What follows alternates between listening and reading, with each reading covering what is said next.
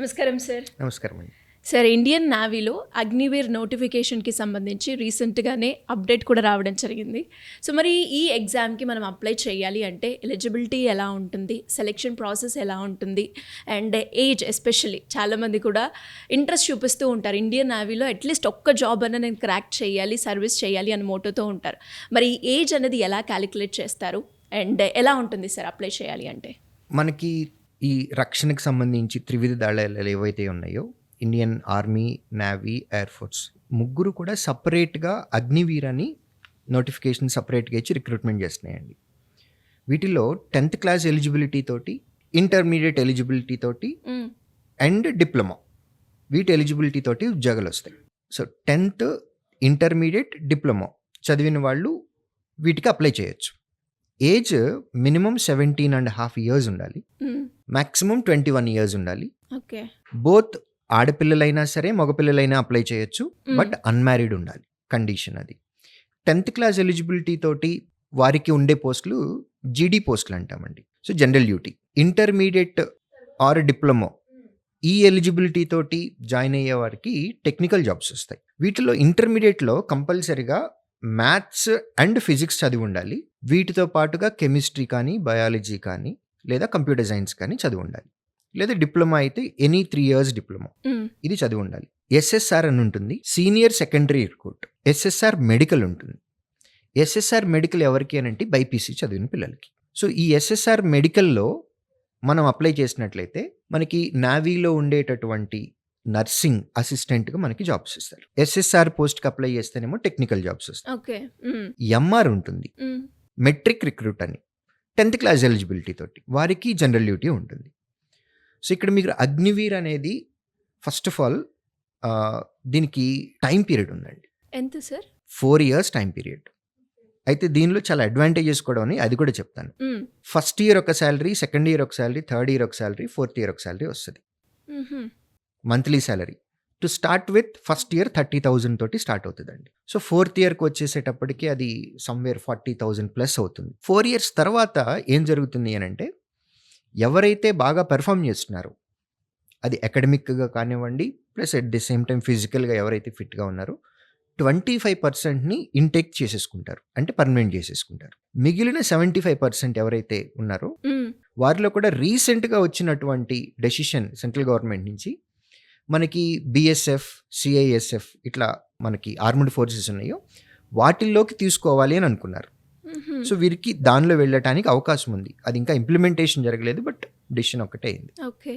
ఎవరైతే అగ్నివీర్స్గా చేసి వచ్చారో వారికి ఆల్ స్టేట్ గవర్నమెంట్ ఇచ్చేటటువంటి నోటిఫికేషన్స్కి, ఆల్ సెంట్రల్ గవర్నమెంట్ నోటిఫికేషన్స్కి వీటిల్లో మనకి ఎలా అయితే OBC reservation, EWS reservation, SC ST reservation ఉన్నాయో అగ్నివీర్ రిజర్వేషన్ కూడా ఉంది.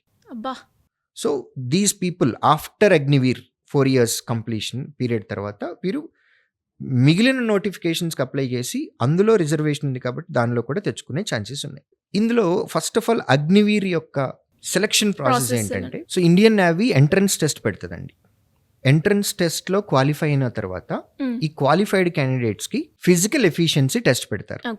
ఈ ఫిజికల్ ఎఫిషియన్సీ టెస్ట్లో రన్నింగ్ ఉంటుంది, స్క్వాడ్స్ ఉంటాయి, పుషప్స్ ఉంటాయి, సో కూర్చొని బెండ్ అయ్యి సిటప్స్ ఉంటాయి. ఇట్లా మనకి ఫిజికల్ ఎఫిషియన్సీ టెస్ట్ ఉంటుంది.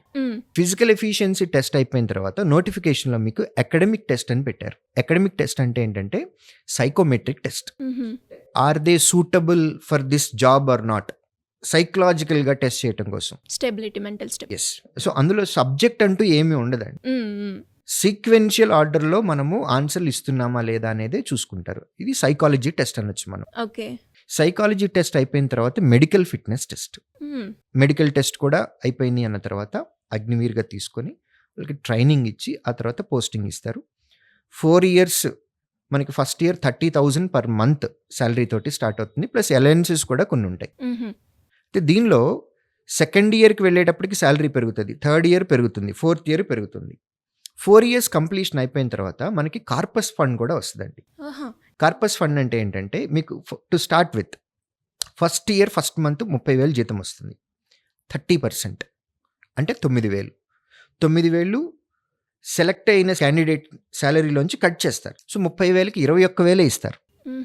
ఈ 9,000ని గవర్నమెంట్ ఆఫ్ ఇండియా ఇంకొక 9,000 వేసి 18,000 రూపాయలని ఆస్పిరెంట్ ఈ ఎవరైతే సెలెక్ట్ అయి ఉంటారో వాళ్ళ యొక్క కార్పస్ ఫండ్లో డిపాజిట్ చేస్తారు. సో ఎవ్రీ మంత్ 30% సెలెక్టీ యొక్క కంట్రిబ్యూషన్ 9%. ఉన్నట్లయితే same amount government of India contribution ఉంటుంది. రెండు కలిపి ఒక కార్పస్ ఫండ్లో వేస్తారు. ప్రతి ఇయర్ ఉంటుందా సార్? ప్రతి ఇయర్ ప్రతి మంత్ ఇలా కార్పస్ ఫండ్కి మన శాలరీలోంచి 30% వెళ్ళిపోతుంది. Okay. Government of India same amount deposit చేస్తుంది. 4 years కంప్లీట్ అయిపోయిన తర్వాత మన డబ్బులు ఏవైతే కార్పస్ ఫండ్లో ఉన్నాయో విత్ ఇంట్రెస్ట్ మనకి డబ్బులు ఇచ్చేస్తారు. సో లంసమ్ అమౌంట్ ఒకేసారి వచ్చేస్తుంది. బాగా పెర్ఫార్మెన్స్ చేసిన వాళ్ళు ఎవరైతే ఉన్నారో వాళ్ళని ఒక 25% పీపుల్ని ఇంటేక్ అంటే వాళ్ళకి పర్మనెంట్ చేసేసుకుంటారు.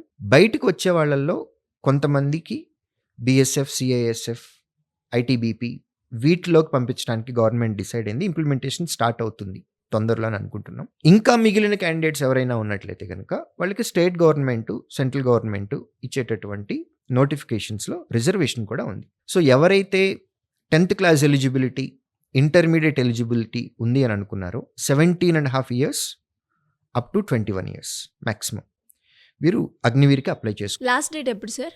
March 14th నుంచి మనం అప్లై చేసుకోవచ్చండి. April 6వ తారీఖు last date to apply. Sir ఇంకా ఎవరికైనా కూడా ఇన్ఫర్మేషన్కి సంబంధించి అంటే శ్రీధర్ సీసీలో జాయిన్ అవ్వాలి అన్న, లేదు అంటే ఎవరైనా కూడా వాళ్ళు ఏదైతే కెరియర్ గైడెన్స్కి సంబంధించి రకరకాల ఇష్యూస్, డౌట్స్ అయితే ఉంటాయి. అలాంటి వాళ్ళు ఎవరైనా కూడా అప్లై చేసుకోవాలి అంటే ఏ విధంగా ఉంటుంది సార్? మా ఆఫ్లైన్ సెంటర్స్కి వెళ్తే మా స్టాఫ్ హెల్ప్ చేస్తారండి. లేదంటే ఏమైనా డౌట్స్ ఉంటే స్క్రీన్ పైన కనపడుతున్న నెంబర్కి కాల్ చేయొచ్చు. We will help them. Thank you sir. Thank you so much. Thank you.